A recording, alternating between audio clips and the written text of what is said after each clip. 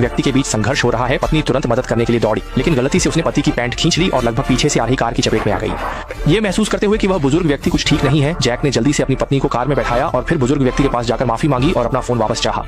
लेकिन बुजुर्ग व्यक्ति ने कहा कि अब माफी मांगना बहुत देर हो चुकी है और फिर उसने खिड़की बंद कर दी और साइड दरवाजे से कार से नीचे उतर आया, देखते हुए कि दूसरा व्यक्ति क्या कर रहा है। जैक ने मौका पाकर अपना फोन लेने के लिए दौड़ लगाई और अगले ही पल इसके बाद उसने एक डिब्बा हाइड्रोक्लोरिक एसिड तेजाब निकाल लिया। ये महसूस करते हुए कि वह व्यक्ति पागल है, जैक तुरंत कार की ओर भागा। वह अब भी गाड़ी चलाकर वहां से निकलने का सोच रहा था, लेकिन जल्द ही उसका टायर कीचड़ में फंस गया। इससे पहले कि वे प्रतिक्रिया कर पाते, बुजुर्ग व्यक्ति ने अपनी वैन को उनके सामने खड़ा कर दिया और खुद को सुरक्षा सूट पहन लिया। जैक को अपनी जान बचाने के लिए नीचे उतरकर गाड़ी को धक्का देना पड़ा। हालांकि उसे कार के दरवाजे से चोट लगी, लेकिन सौभाग्य से कार कीचड़ से बाहर निकल गई। देखते हुए कि पागल बुजुर्ग उनका पीछा कर रहा है, जैक तेजी से कार में वापस चला गया।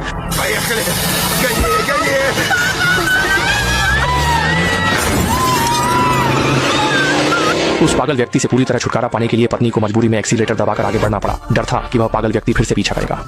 सौभाग्य से जैसे ही वे एक आवासीय क्षेत्र में पहुंचे, वह वैन फिर नहीं दिखी। उन्हें लगा कि वे आखिरकार सुरक्षित बच गए हैं, लेकिन जैक का फोन अब भी बुजुर्ग व्यक्ति के पास था। और भी डरावना यह था कि बुजुर्ग व्यक्ति ने स्क्रीन पर उंगलियों के निशान से जैक के फोन का पासवर्ड खोल लिया और उसके माता पिता के घर का पता लगा लिया, जैक से बदला लेने के लिए। इस बीच जैक भी पुलिस स्टेशन पहुंच गया और शिकायत दर्ज करवाई। उसने पुलिस को सड़क गुस्से वाले ड्राइवर द्वारा पीछा किए जाने की बात बताई और उनसे अनुरोध किया कि वे उन्हें घर तक सुरक्षित छोड़ दें। सौभाग्य से रास्ते में वह गुस्सैल ड्राइवर नहीं दिखाई दिया और जैक के माता पिता के घर पहुंचने के बाद पुलिस वहां से चली गई।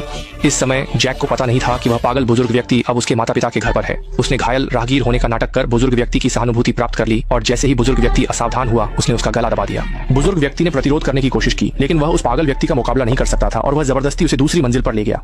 इस समय पति ने बाहर की आवाज सुनी और सोचा कि उसकी पत्नी घर में सफाई कर रही होगी, लेकिन अगले ही पल दरवाजा अचानक खुल गया और उसकी पत्नी अंदर फेंक दी गई। इस समय जैक, जो अभी घर लौटा था, इस बारे में कुछ भी नहीं जानता था, लेकिन जब उन्होंने दरवाजा खटखटाया तो घर में कोई हलचल नहीं थी।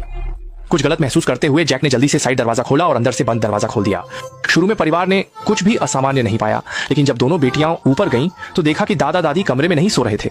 दोनों बच्चे प्रतिक्रिया कर पाते इससे पहले ही अंदर से अचानक आवाज आने लगी, मैं घर के पास हूँ। ये सुनकर दोनों बच्चे डर के मारे तुरंत माँ के पास भागे और सब बता दिया। जैक ने सुनते ही ऊपर की ओर दौड़ लगाई, लेकिन जैसे ही वह ऊपर पहुंचा, एक प्रोटेक्टिव सूट पहने बुजुर्ग ने उस पर हमला कर दिया।